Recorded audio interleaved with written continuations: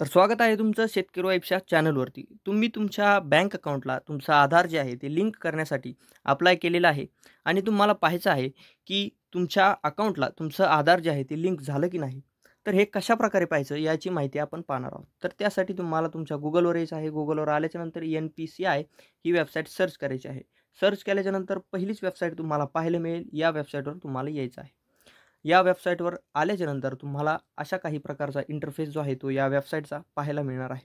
त्याच्यामधून तुम्हाला प्रोडक्ट्स आणि कन्झ्युमर मीडिया असे भरपूर ऑप्शन पाहायला मिळतील. त्याच्यामधून तुम्हाला कन्झ्युमर याच्यावरती क्लिक करायचं आहे.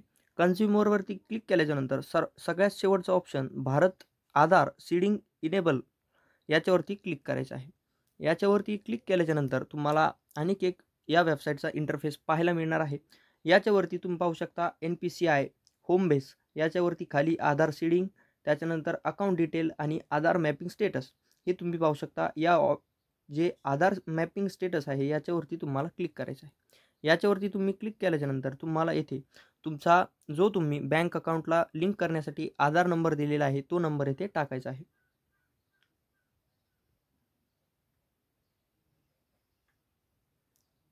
तुम्ही पाहू शकता आधार नंबर टाकल्याच्यानंतर तुम्हाला हा जो कॅप्चा जो आहे तो दाखवलेला आहे तो कॅप्चा जशाची तसा इथे टाकायचा आहे.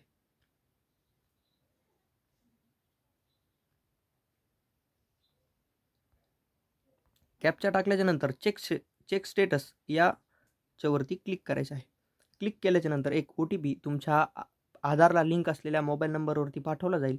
तो OTP तुम्हाला इथे टाकायचा आहे.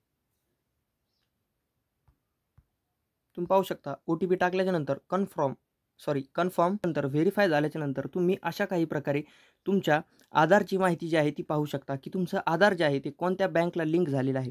तुम्ही अप्लाय केलेलं आहे. ज्या बँकला तुमचं आधार जे आहे ते लिंक करण्यासाठी अप्लाय केलेलं आहे, त्या बँकचं नाव इथे तुम्हाला येऊन जाईल आणि जर तुमचं आधार लिंक झालेलं नसेल, तर इथे कशाही प्रकारचं नाव तुम्हाला पाहायला मिळणार नाही.